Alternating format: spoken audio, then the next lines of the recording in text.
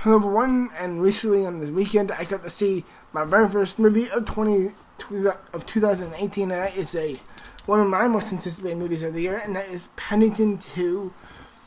The title is Paddington 2, and the main story is this: after a few years, he settled down with a Brown family. He's become a bit of an iconic member of his community there. Everyone in his neighborhood, regional area, loves him, except Mr. Curry, who's played by Peter Capaldi. For all you Doctor Who fans out there, know him as the most recent Doctor Who. He's the only member of the society who doesn't like him. But Paddington is such a delightful icon of the era, and he's like, all of a sudden, his aunt is coming up on her 100th birthday, and he wants to get her this pop-up book. One day he wants to get her a gift, and one day he goes into Mr. Gruber's antique shop. Mr. Gruber, played greatly by Jim Broadbent, who I've always loved. Either he's in Hot Fuzz or Harry Potter films, he's a wonderful, or even Arthur Christmas. He's a wonderful actor. I just love him. He has this jolly old, sweet English voice to him, and I just love his accent. He's such a good actor. I wish I utilized him much more in this movie. But, regardless, he wants to get this pop-up book from that store, but unfortunately this villain, played by, Phoenix Beacon or something like that, played by Hugh Grant, essentially steals this book and frames it on Paddington. And, so unfortunately, Paddington gets sent to jail, as morbid and shocking as that sounds, but when he's in jail, he brings so much love and energy and kindness and joy to every one of the jail members, deliberately making their uniform, the classic black and white costumes, pink, which is a real highlight with the sock. And he, of course, while in there, he tries to bring up this chef who's played by Brendan Gleeson. And that's the main gist of the story, and it took me a good fucking minute and a half. But I thought this movie, excuse me, I had no day of work. My first thoughts on this movie. This movie is fucking delightful. This is, in my opinion, the Paddington 1 and 2 are the best produced UK-based family-friendly movies, in my opinion, since the Harry Potter films. I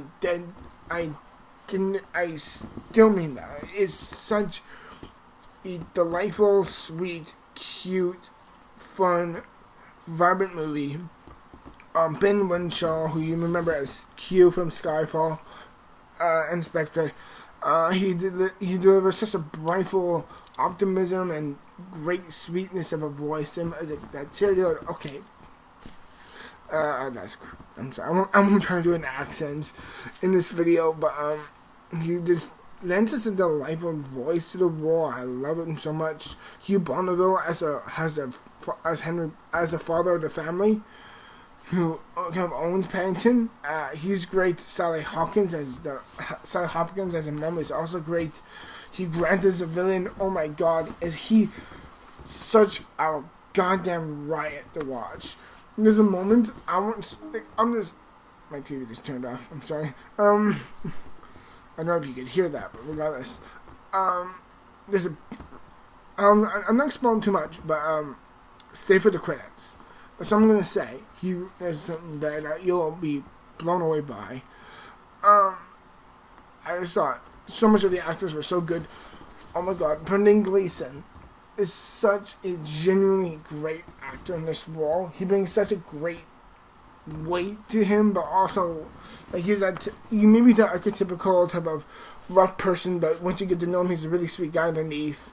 But he plays him with such genuine kindness and sweetness and a roughness that you grow to love him. He's great. Paddington is easily one of the all-time great um, character bears in any movie ever. I love Paddington. I just want to own him and make him my little pet. And he's like the cutest little thing. Like everyone in this movie just really pops out. They're so nice, kind of vibrant, and I love the sense of like, okay, where would you take this splendid, sweet little ball of a bear that's so kind and unconditionally kind and nice and gracious, and put into what many people consider the worst part of society, which is jail, and how he brightens that place up and with such vibrancy and fun. And by increasing the food and getting the main warden to talk to them to sleep with his story, it's like great moments like that. The moment when Paddington goes to speak to the chef who's played by Brendan Gleeson. Such great moments. And you can see the security on the side. He's like, you may want to send a medic and a priest. And he's like, yeah, oh dear, he's going to get killed. But it's like, there's such a great sense of charm, likability, and sweetness. Which is funny because I got to see this with my mom, and she's like, this movie is corny as hell. I mean, yeah, but it does that in the sense of knowing itself to such a great degree that it's like, yeah, we're corny. This is a silly, corny movie. Family movies like this are going to be like that, but they're going to have those powerful, I won't say powerful, but they're going to have those sad, doubtful moments. It's like, oh, Paddington's like, shit, maybe my family will forget me. And it kind of does dawn on him a bit, and it kind of lingers in his head, and he's like, oh dear. But he still doesn't lose hope, and it's just a sweet, sweet movie. I love this movie. The effects, holy shit, they are astounding. Holy shit, are they good? I am not kidding. There's a part in the beginning where you see the pop-up book come to life, and it's like, oh, I don't know if that's 100% real or CG'd, but you transfer that together with the CG of Paddington in there and Paddington's aunt, which also CG'd. Oh my god, this is some of the best visual effects I've seen since War for the Planet of the Apes. This is my favorite film from last year, and that's one fucking hell of an accomplishment, I could say. The effects were great, the visual tone and the vibrancy and the kindness of the movie was so sincere and genuine and sweet. Paddington himself is a great character, and I love how they don't make him a perfect character. He's kind of like Pinocchio, where he's so delightfully sweet and wide-eyed and innocent that they can come from a place of naivety. He's so oblivious of not seeing the bad in people. He's like, no, I just see the good in people, and that's a fucking rare thing you see today. I'll be very honest. That's a rare thing to say today. Without getting too much knowing what's going on in politics and stuff like that. But he's like, Paddington himself, as I said, he's like, no. He's like, my mom always said, always see the best in people. But that's also a flaw as well, because you'll never expect the worst.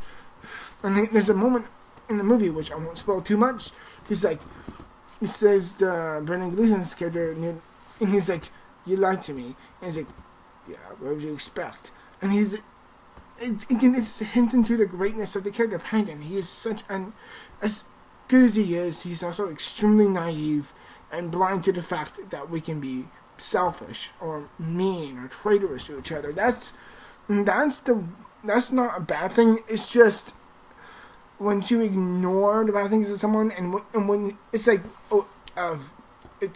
classic human perception. Oh, I want to see. It's like me. I want to see the best in everyone, but because if I have that main outlook, it shows that I could be totally blindsided and smacked upon by a little sense of traitorism in there, and it shows how great of a character Paddington is through that. His sweet, cute innocence, and such a movie that knows it. If I have any problems with this movie, is that I would say it is a bit predictable. Although there's definitely some environmental moments where this is really weird, and this is a bit. That's another debate. I will say it does go a bit too out there. I will say it's like there's a couple moments where I'm like, this is kind of stretching it. I'm like, this went from a cute family friendly movie to a bit of a Great Escape feel, and I'm like, what in the hell am I watching now? I will say a slight criticism, not too big, but I will say, home back in the music. Sometimes just having a quiet moment is great. Don't always play the music, and I think the music is put on absolute overload at times. Those are just my slight gripes with the movie. But as it is, I think Paddington 2 is the best movie to start off 2018 with a bright, kind, cute sense of hope on the character. And the movie itself is goddamn great. My only slight criticisms are those. Is a bit too ridiculous at times. The music is a bit overbearing, and it is a bit too corny at times. But as it is, Paddington 2 is a freaking delight, and I absolutely would recommend it if you have kids or if you know kids in any sort of way. Like, take them out to see this movie. It's totally worth it. And I give Paddington 1, in my opinion, Paddington 2, 91%. That's my rating for this movie, everyone. I really do hope you enjoyed my review. And as always, you can click is it right here or right here, or down here to see my most recent video, and my subscription part here to see my channel, to subscribe to my channel. As always, thank you very much for, as always, everyone, thank you very much for watching. I'll see you in the future for more videos. As always, till then, bye-bye, and have lots and lots and lots of marmalade. Bye-bye.